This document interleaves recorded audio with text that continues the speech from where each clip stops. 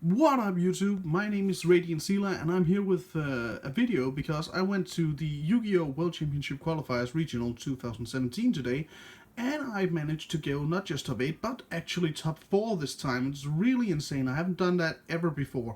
Always been top 8, top 10. Last time I went top 10 and didn't get any prizes, so going top 4 today was really crazy for me. So I thought I'd make this video. I wanted to show the products that I received. This playmat is the top 8 product that you get for entering, if you manage to get in the top 8 of course. You also get participation boosters. In mine I opened up, yeah, nothing really. I opened that Satanic Exceed, which is okay I guess, but this playmat is so freaking sweet. I think it's called Dark Requiem XYZ Dragon. That's all that I'm going to be using this for loads of time now, because it's the first time that I've gotten this far in a regional tournament in a while. We also got this amazing deck box. It's grayish, which I think is an odd color pattern for a game as colorful as Yu-Gi-Oh! So Konami, if you ever watch this, maybe go with a brighter color next time. But as you can see, it's pretty good. The magnetic lock is so well sealed that it's quite difficult to open with one hand, and it has plenty of compartment storage for your deck, extra deck and side deck, as any good Yu-Gi-Oh! Box should have. Also it has the regional logo, but unlike the playmat, which has Regional 2017 written on it and the website reference also, this one just comes out and says World Championship Qualifier. I don't think there's anywhere where it actually shows. Let's check. No, there isn't. It doesn't actually show which year we got this. So, but I think that's enough about the products. They're pretty cool. If you can go to a regional near you, go ahead, do it, see if you can get in. I went today with a pretty casual deck, and I'm going to show it to you. It was very fun to play. Did crazy well. We were two playing this archetype, and it was of course the Darklord deck that we were playing. So I'll go right down, break it down for you, and tell you how exactly I played it today. So I'm running free X-Chill. It is the draw power engine. It allows you to discard this and any other Darklord card from your hand to the graveyard to draw 2 cards. So how I would mostly use this is to discard it with the other Darklord, Superbia, which comes right here. There. To the graveyard to draw 2 cards. Then I would use a spell card that I'm going to get to special summon up Superbia, whose effect then special summons X-Chill. Pretty decent combo. Gets you 2 cards in your hand and 2 cards on the board. Then one game I actually managed to do a pretty good tribute summon afterwards, but we'll get to that. So this is the basic combo of the deck. X-Chill away into Superbia. This is where most people can keep up. Get Superbia in the graveyard using X-Chill or any of the other effects. X-Chill has the Darklord graveyard effect, which means you can pay 1000 life points as the cost. Targeting as well a spell or trap with Darklord in its name in your graveyard. If your opponent does not negate this effect, you get to apply the effect, meaning that the card doesn't activate, you just use the effect of the card that you targeted, and then afterwards shuffle it into the deck. So it activates spells and trap effects of Darklord cards in your graveyard, and then shuffles that card that you targeted the effect for into the deck again. You use this mostly with, I used it mostly with either Resurrection or Search effects, with X-Chill in particular, because she mostly would set up for other combos. With other of the Darklords, I might have set up for more destructive combos. Those were the primary engine. Running 2 Naston. Naston has the effect of X-Chill when it's on the field to activate spells traps in your grave. Also, those are quick effects, so you can use them during your opponent's turn. Naston also has the secondary effect that you can discard 2 Darklord cards in your hand to special summon them. So you could discard Superbia and one of the spells traps to summon Naston out. Then use Naston's effect, mostly with the traps of course, to activate the trap during your turn. If you were going turn 2 and you really wanted to clear out one of your opponent's cards, you could use Naston to disc and then get really amazing card, also level 7. The prime thing I should mention about Superbia is that he is level 8 and X-Chill is level 10, meaning that you can get to do some pretty good XYZ summons with them. So, 1, Darklord Zerato. Darklord Zerato is a pretty funny card, but he's level 8, which is why he's here. He's a trade-in target. He's a fairy type, like the others. If you control 4 dark monsters with different names in your graveyard, meaning basically if you have one of each of the other Darklords in your graveyard, you can tribute summon this card using just one tribute, which is pretty great. The good thing about him is that he also comes with a board clear effect. You can discard one dark monster from your hand to destroy all of your opponent's monsters, but if you do so, Serato will be destroyed during the end phase. I didn't get to use this card at any time, actually, during today's tournament. I only got to tribute summon for one and just hit. I didn't get to use the effect, which I'm pretty sad about, but I think that's what happens in a meta consisting mostly of ABCs that just resummon themselves if you destroy them, or the Paleozoics that are just like unaffected by his boom effect. So I would never want more than one in the current meta, because his effect only works 33% of the time. Like, right, one Amdusk. It is, in my opinion, the weakest of the Darklord monsters. As you can see, it only has 1800 attack, meaning that it can't really take out anything. You can discard it and one Darklord card and target one Darklord in your graveyard to add the target to your hand. It also has the activate spells and traps and graveyard effect, which is actually the primary reason for using this, or for reclaiming the one Darklord that can't be special summoned from the grave if you have had to discard him for another effect. That's basically all of the reason in the world to run Amdusk, to reclaim the one coming up later. Most of the time I actually sided out both Serato and Amdusk during my matches to get my hands on more cards that could help me against my opponents, which I will be going to go through during the sideboard. One Test Cat Aztec name, I can't really pronounce this name, I'm sorry. It's a Darklord, it's level 9. Its effect is that if a Darklord monster you control would be destroyed by battle card effect, you can just discard this card and go nope. It also has the special summon ability, it's not special summon ability, deactivate spell trap cards in graveyard ability that some of the other Darklords do. So you call out this, mostly I discard it to like stop a bottomless trap hole, because this deck is really weak against bottomless trap holes. So discard this to negate that, and then special summon him using Superbia or one of the spells or traps. Right, the main beater of the deck is one Darklord Morningstar. This is the guy you can special summon, and his effect is wrecked. So while you control another Darklord monster, he cannot be destroyed by opposing card effects. The main reason why I'm using this card is because of his 3000, which is a very, very good stat, and because of his when this card is summoned effect. Because when he's summoned, you count up the amount of effect monsters that your opponent control, and then you get to special summon a Darklord monster from your deck for each effect monster. So I played against this Metalfoes Magispector player today, who didn't know what Darklords were. So when we got to the fact that he just like did his thing, summon a Metalfoes, set fusion, full Metalfoes fusion, set counter, set combination, scales ready, have Magispector, Bunbuku, and Kirin on his field. He had 3 effect monsters. So I do this thing where I discard, Ixchel and Suburbia, and then resurrect Suburbia to summon Ixchel. And as he has got 3 effect monsters, and I know his 3 face downs because he did set them, search them from the deck using Metalfoes effects. So I tribute summon Morningstar, and he's like, okay, that's a wall of text, what's to do? Well, it lets me summon 3 Darklords from my deck, and he's like, dude, you don't seriously mean that? And then he panicked and scooped, because, yeah, okay, I cleared his board, and we both agreed he couldn't get out of it, so he just scooped that round. The Morningstar is the KO of the deck. When you get to play this, your opponent knows that you're going to be in trouble. The thing is, he's also the one target in this deck that's really, really, really weak to Bottomless Trap Hole, because the others are still meh, but that's only one target you get to hit. If you use this effect to summon 3 of your guys, or 2, and the opponent bottomless them, you do lose all of those monsters, because every Darklord has more than 1500 attack. So you really have to be careful when playing his summon effect, but I also think it is really, really, really, really worth it. He also has a third effect that I didn't get to use. It says once per turn, send cards from the deck to the graveyard equal to the amount of Darklord monsters on the field, and if you do, gain 500 life points for each. I see this being incredibly useful because it takes 1000 life points to activate the graveyard's effects, but I just never got around to it. Also, never actually got around to playing a mirror match, and I guess when it counts Darklords on the field, I think Morningstar would be great to have another sideboard copy of in mirror matchups. Right, so this is a Darklord lockdown deck, which means I'm playing 2 Archlord Christia and 1 Vanity's Fiend. So Christia is the main reason this deck actually did so well today.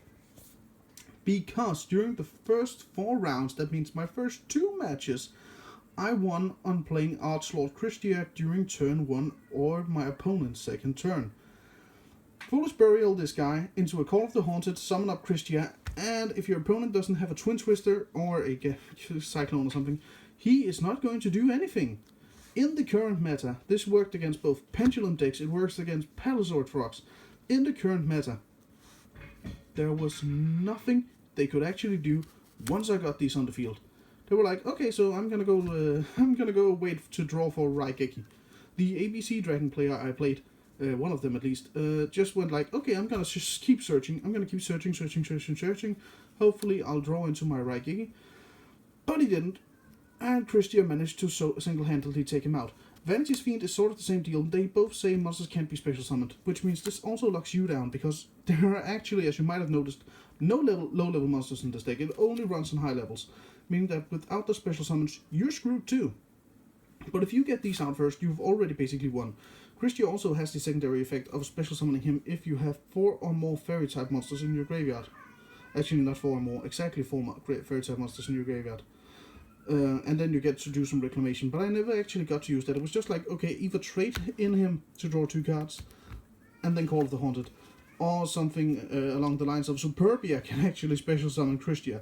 So what I might actually consider is replacing the Vanity Fiend here with 1 Christia. Thing is, the reason Vanity's Fiend is good at 1 is because he takes 1 tribute. Meaning that when you summon up with Superbia, you'll mostly summon Superbia with contact. So you tribute your Superbia since it's in defense mode, and they get Fiend, and they're like, so you just summoned 3 monsters in 1 turn, and then you Vanity's Fiended, so I can't get to do like my Animal Carriers or whatever they might have that could clear this out, Castell or something. Yeah, they're not gonna be happy. So these lockdown cards are the primary reason why I think I did very well today. So that was the monsters. You can see the entire lineup right about here. Yeah, you can see the names, that's important.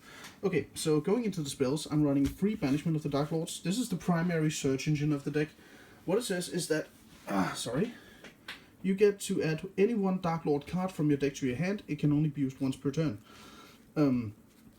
What you do is you activate this, search out like X-Shell or something, the draw power Darklord, then you discard her and something else, special summon back, and then apply their graveyard effect to apply the effect of this card. So you've just searched twice in a round, and this card gets shuffled back in the deck. You never run out of cards in deck with this. It's almost impossible to mill it down, which is so great in regional tournaments, because if you're playing against another good player, chances are you're going to be the one sitting with the most cards in deck, and they'll be doomed thanks to Pot of Desires or something.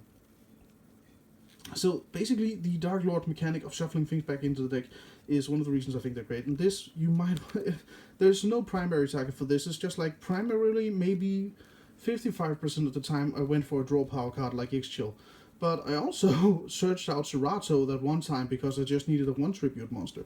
So really, it has no specific use.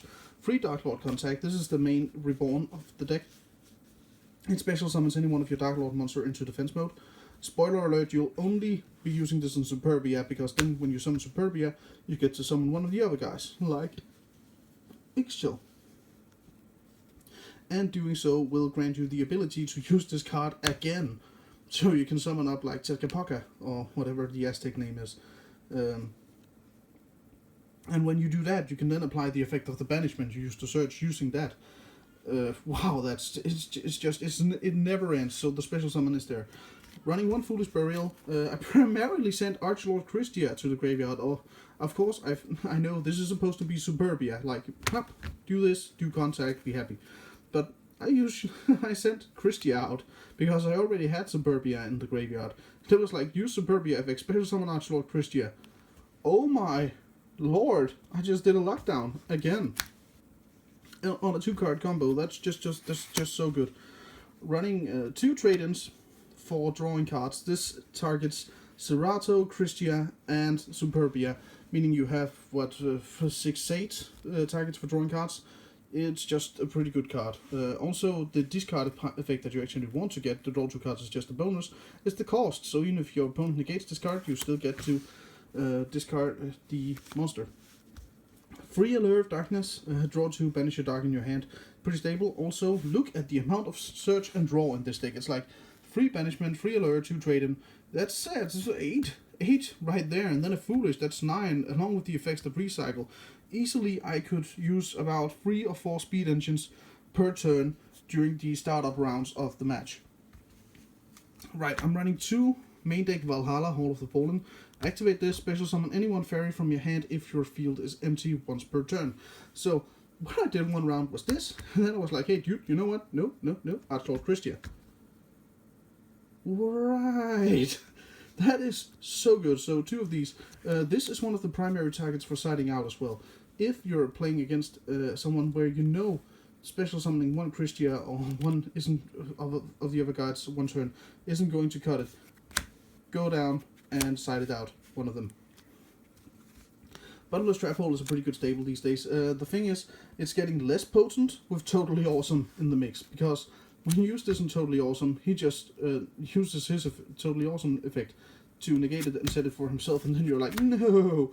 I almost fell for that today, but I stopped myself before it got too bad. So, I think this is a card that still has a lot of potency. As long as we see a lot of Metal Foes players, this is still a good card. Especially against any Pendulum deck, but mostly Metal Foes, because Wall Flame, Gold Driver, and Silvered are good targets for it. I still actually did some siding out on Bottomless Trap Hole, because against Paleozoic Frogs, this is useless. It does nothing except for maybe jam and a Malacharis, if you're lucky.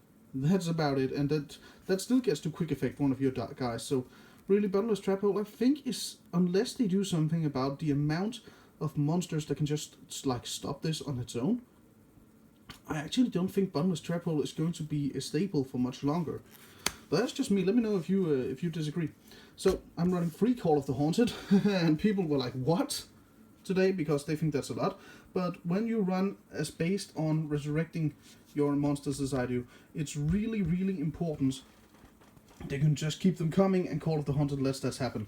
As I said, Foolish Burial with a set Call of the Haunted is almost as good as Lockdown as Vanity's Emptiness. I'm actually obliged to say that it's a better one, because its only weakness is still the Twin Twister. There, if you Foolish Burial, Christia, and then Call of the Haunted during your opponent's next standby phase, and you went for 1, they are going to need Raigeki or Twin Twister, or they're not getting through. So, 3 of these, because awesome. Right. So we are entering the Darklord trap. Now I'm running 1 enchantment in main deck. What it does is it takes control of a face-up monster your opponent control by sending 1 of your Darklords from the hand or field to the graveyard. Again, only once per turn. So this is where it gets fun, because how I use this card normally I say, is by taking control of a level 4 monster my opponent control. Then I apply the Darklord effect to activate it again from the grave and take another level 4 monster, and then do an Exceed summon using only my opponent's monsters for 1000 life points. That is serious sickness. One problem today is that I got in no situations where I could play this, so I actually sideboarded it out during every single match. Really sad, but I know the combo is there. It's really good if you actually get to play it, but I didn't. Because, yeah, it just didn't work out for me. It either got sapped or jammed or whatever. Didn't work out for me. So, also running 3 of the most important Darklord trap. Rebellion. Send 1 from hand or field to graveyard. To target an opponent's card and destroy it. So, why is this great? Is because you can, if you don't have anything that you want to send to the graveyard to use it, you can discard this with X-Chill Honor, or discard it for Nastan's cost to special summon, or draw 2 cards, depending on which one of these you used. And then use the effect of, for example, the Nastan that you just special summoned, to pay 1000 life points and destroy one of your opponent's cards, shuffle this back into the deck, banishment, fetch it, set it, and ready it for the next turn. I did this a couple of times, and I actually did a misplay on it. It's so sad, because I thought it was a Solemn Strike, but it wasn't. I in my mind, I was like, oh god, I got strike, and okay, so I'm gonna change his appearance this toad, I'm gonna change his appearance this third. Alright, this is going great. Okay, now I just gotta strike once he summons that Paleozoic. That's a rebellion. And then what I should have done was just say, okay, it's a rebellion, I'm still going to take out that Paleozoic monster. I didn't. I reset this on the field because my opponent said, well, you can just take it back, you thought it was something else, so that's okay. Really good really good of him, actually, since it was the final match of today's regional tournament. But I should have just activated it. I should have just sent off Suburbia, busted the Palazoic that lets you activate trap cards from your hand, Palazoic trap cards from your hand, because that was the round he managed to beat me with the trap card that he activated from his hand. But I didn't. I did a huge misplay, and that is so sad. But anywho, this card is incredibly good. Destroying cards is always very good. The last 3 cards of the main deck are 3 Solemn Strikes. These are probably self-explanatory by now. Counter Trap, pay 1500 life points, negate summons, or monster effects, basically. How this was good today was against Totally Awesome. Because Totally Awesome players won't summon Totally Awesome if they even think you have a Solemn Strike. They don't want to lose that toad. So what I basically did every time I was against a Palazoic Frog deck was that I set 4 cards, even if those 4 had to be an extra Contact, had to be an extra Valhalla. That didn't matter. I set it alongside my strike, even if I didn't have the strike yet, because it forced my opponent into thinking I had strike. So they would use like 3 or 4 removal cards, and I was just sitting there like smiling and going, "You mad, bro?" So that's a really good play. Anywho, Solemn Strike is one of the best cards in the meta right now. I run 3 in every deck. So, what you notice here is that I do not run Twin Twister or Solemn Warning in the main deck. Why is this? Well, with the Darklord effects, I think prioritizing which removal cards you use is important. Twin Twister I don't find that useful because you still just have the Rebellion that can do probably the same in about 9 or 10 games. And Solemn Strike already takes up 4,500 life points of your deck. That's more than half. If you also want to play, assuming you get to play until that point, your Darklord effects, you will only have enough life points for free if you get to Solemn Strike twice. Also using Warning would leave only life points for 2 Darklord graveyard effects. So I actually think that's way too much. I don't want to pay that much. I don't want to put myself in a position in which I am deliberately losing the game because I wanted to stop my opponent from doing 1 summon. I would rather just take away the 1 good summon. And that's what this does. Alright, going into the extra deck cards, I used 2 today. I do, however, have more. So, this one makes people cry. He survived my onslaught of Ixchels and Neston and Teska, whatever his name is, and then he's like, hey, I live, I can finish you next turn, I have Raigeki. And I'm like, nope, I am gonna overlay my 2 Ixchels, summon up Gustav Max, detach, do 2000, and game. He's like, why did you have to do that? So that's an incredible card. It has 3,000, once per turn, detach 1, 2, shoot for 2,000. It's a good finisher. It's like Cowboy if Cowboy ever had any real length. Yeah, okay, that's not funny. Let's go there. Right, the second one I use is the Harbinger Dragon Satanic Galaxy. This is a must-have against ABCs. It's a level 8 exceed, making it easy to summon using like Suburbia Serato, Suburbia Christia if you're in that. So actually you can't Christia, but Suburbia Serato is basically the easiest way to get this out using this deck. When your opponent would activate a spell card or a spell card effect, remember that even though it reads or effect, it relates to the spell card point of the effect. You can attach that spell card, negate its effect, and attach it as some material. That's probably the primary reason why I ran this today. It can also redirect attacks toward itself, but I really didn't get to use it. It's against ABCs. Stop Union Hanger from going off. Force your opponent into a position where they can't just search 6 times in a turn, or 3 times in a turn. Yeah, that's actually maybe might be 6. But anyway. Stop Brilliant Fusion, stop Instant Fusion, it's amazing and you want to keep this. So, honorable mentions, I could have also used Heliopolis, but didn't get the chance to. It says tribute cards from hand to destroy equal cards on field. So what I would basically do is get rid of 3 to 4 Darklords and just go boom, board clear. Hopefully that would be enough to win. If it wasn't, I would be screwed. Or just do Call of the Haunted, Suburbia effect, summon Naston, do win anyway. So that's also in here. Felgrand takes out monster effects. And, yeah, that's just about the most important. We also have the honorable mentions of Gimmick Public and Lancelot. Lancelot to attack directly and negate card effects, but I think his attack is too low for what he does, so we never actually got to use him. And the Gimmick Puppet targets special summoned monsters, but most good special summoned monsters today just, yeah, that just doesn't work out for them. So, you probably remember I said something about using the Mind Control card. So yeah, Abyss Dweller is in this deck because you can do the double manipulation thing and end up summoning either one of these to piss your opponent off. And we have Pebble Operative, Silent Monarchs, Rhapsody and Berserk, Giga Brilliant, Downard, if you get to that, and Digital Bug Garbage. And that's basically it. These are all here to be played against an opponent. What I could also see here is, of course, the main of Ghost Reaper and Winter Cherries, and just have one of every good meta card in the extra deck. On the off chance that you get to double and then take it, then summon it, like against frogs, take 2 swap frogs or take a swap Rolling Totem, and then you go for the totally awesome. That could be pretty good. So the deck can do that sort of thing, which makes it crazy fun to play against. Or not actually to play against, but play with. Right, last part of this video, I know it's been long, is the extra deck. We have the triple kaijus. They're pretty stable. They're just there to remove big guys that you can't get over yourself.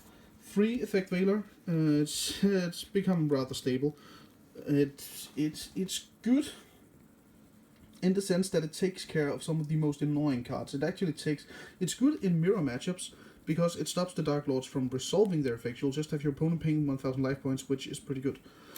1 extra Teska in case you get against heavy destruction. The 1 Twin Twister is everything you're going to see from me in this deck. It takes out 2 of your opponent's spell trap cards. It's good versus, I don't know, like Metal Foes, I guess I cited it in. But I actually got to think that I shouldn't have, because what it actually takes out today is maybe mostly ABCs with anti-spell fragrance. Then you want to do this. But otherwise, I don't really see the point in this deck. Torrential Tribute is great against any deck that relies on special summoning money monsters at a time. This is actually pretty good versus Paleozoic frogs, because when they summon the last Paleozoic monster, you're going to be like, Torrential Tribute. Okay, so you just summoned the last one in your graveyard, and I just did a board clear on you, and you didn't have your totally awesome to save you. Storm and Mirror Force is great versus APCs. Return the big guy to the hand. 2 Floodgate Trap Hole. That's again totally awesome ABC counters. It blocks off Exceed Summoning and Fusion Summoning, making it great. And the one that almost got me a win against one of the best players in Denmark. Chain Disappearance is a god versus Paleozoic frogs. So I naturally sided 3 in and managed to draw 2. This one hit Swap Frog and this one hit Rolling Totem. Basically, I thought it would be game, but he managed to come back using just the Paleozoics. He had so many good Paleozoics in hand. He had a wonder hand. Really, it was so tense. But it happened, and I actually ended up losing. But the free Chain Disappearance makes your opponent's small monsters go away. It is also great against Metal Foes, because it has targets like Stealing Bismugear, the new one. If they summon that, if they're dumb enough to summon that, or they need it for a fusion or something, Chain Disappearance. And it's gone. Problem fixed. So, that was my Darklord deck profile for Regionals 2017. Maybe some of you will take this to your regionals near you, or other locals or something near you, and you could write me and tell me how it went for you. I would like to thank you for watching this video. It was very lengthy. Tonight I'll also be uploading the video of one of the guys who beat me, the ABC video of Anton Jylland.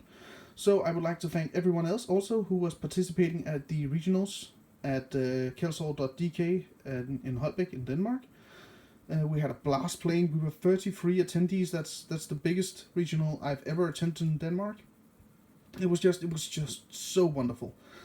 Well, thanks for watching, YouTube. Remember to follow me at Twitter at twitter.com/RadiantXela, and hopefully I'll see you again next time.